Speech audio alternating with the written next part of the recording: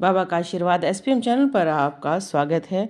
आप बहुत सुंदर आकृति देख रहे हैं, जैसे कि आप दिल की आकृति कह सकते हैं, चंद्र की आकृति कह सकते हैं। तो इस आकृति की जो ऊर्जा है वो बहुत ही प्यारी और बहुत ही सुंदर है। ये जो दीपक जलाया हुआ है, ये दीपक जलाया हुआ है तुलसी के नीचे।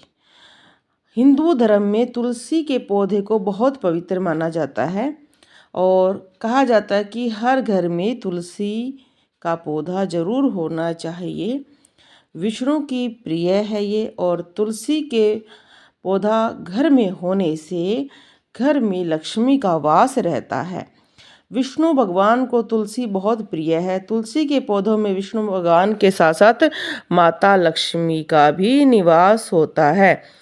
तुलसी की जड़ों में भगवान शालिग्राम का वास माना जाता है। जोशी भी ये कहते हैं, अगर किसी के घर में वास्तु दोष हो, कोई नेगेटिविटी हो, तो तुलसी का पौधा घर में लगाएं। शाम के समय दीपक जलाएं उसके नीचे, और कुछ इसमें आपको उपाय बताएंगे तुलसी के नीचे दीपक जलाने के उपाय। आकृति बहुत अच्छी है, आकृति को आप देख सकते हैं। ये आकृति इसलिए बनती है क्योंकि अगर आप मन से कोई कार्य कर रहे हैं, भक्ति से कार्य कर रहे हैं, तो सदैव आपके जीवन में चमत्कार होंगे।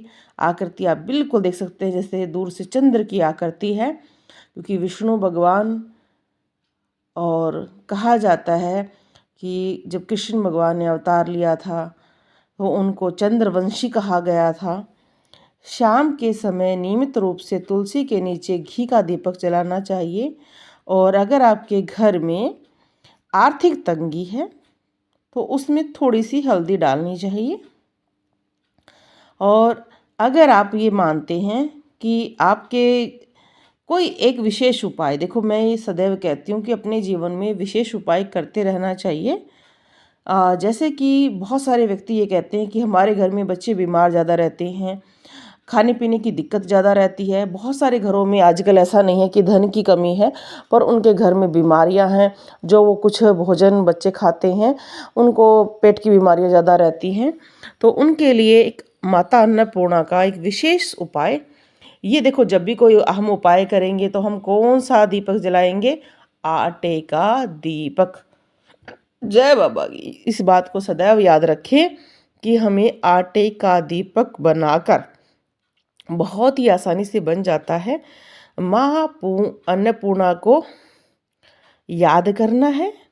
उसके अंदर हमें थोड़ा सा चावल डालना है और थोड़ी सी पीली दाल डालनी है, और उस दीपक को जलाना है और माता तुलसी से प्रार्थना करनी है कि हे माता, आप अन्नपूर्णा बनकर मेरे घर में विराजमान हो जाओ, और जो भी मेरी रसोई में भोजन बने वो अमृत तुल्य हो जाए, और हमारे घर में स्वास्थ्य अच्छा बना रहे, बीमारियां ना रहे। और सुबह वो आपको जो दीपक है वो गौ माता को खिला देना है। ऐसे ही कुछ जैसे छोटे छोटे उपाय, देखो हम जब भी छोटे छोटे उपाय करते हैं हमें उनके इफ़ेक्ट ज़रूर मिलते हैं। और दूसरा उपाय है, हमने आटे का दीपक लेना है और उसमें हमने 2 इलायची, 2 लौंग डालकर देसी घी का दीपक जलाना है, और पहले उस दीपक को जलाकर पूरे घर में घुमाना है, और बाद में हमें अपनी तुलसी के नीचे रख देना है। सामने बैठकर हमें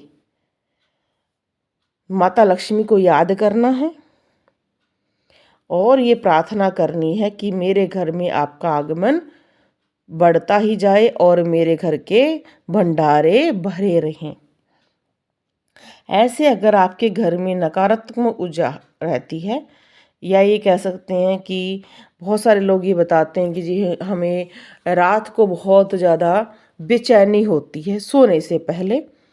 ऐसे व्यक्ति को जिसको सोने से पहले बेचैनी रहती है, अगर आपकी सूखी तुलसी है तो उसको तोड़कर, जो अपने आप टूट जाती है, या उसको आपने अपने सिरहाने रखकर सोना है, और उसी व्यक्ति से दीपक जलवाना है, सामने बैठकर उससे जाप करवाना है विष्णु भगवान के नाम का।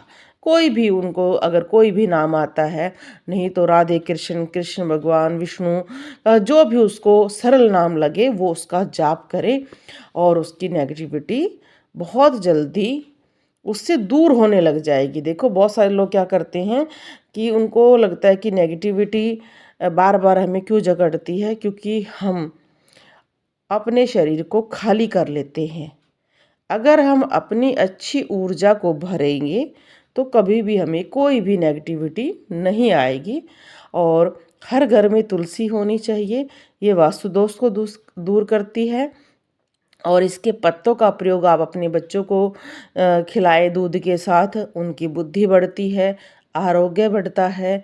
और तुलसी का अगर आपके घर में बहुत सारी तुलसी हो जाती है तो आपको तुलसी का दान करना चाहिए, बांटनी चाहिए। और कृष्ण भगवान, हनुमान जी को तुलसी का भोग लगाना चाहिए।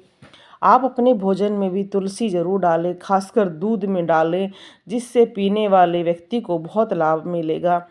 महिलाएं ही अपने घर के लिए प्रयास कर सकती हैं, छोटे छोटे प्रयास उनके जीवन में चमत्कारी प्रभाव दिखाते हैं।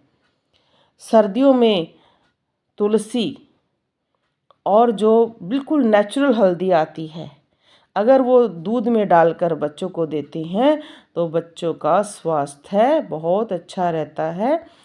ऐसे ही अपने बच्चे के हाथ से पूर्णिमा वाले दिन दीपक जरूर जलवाना चाहिए। आपका बच्चा स्वास्थ्य से भरपूर रहेगा, उसकी ऊर्जा अच्छी रहेगी। अगर आप कोई भी पूजा पाठ करते हैं तो उसका क्या प्रभाव है, क्यों करते हैं, ये अपने बच्चों को ज़रूर बताना चाहिए, तभी वो नई नई चीज़ सीख पाएंगे। और अगर आपके दीपक पर भी ऐसी आकृति बन रही है तो बहुत ही शुभ है। बोलो जय माता रानी की।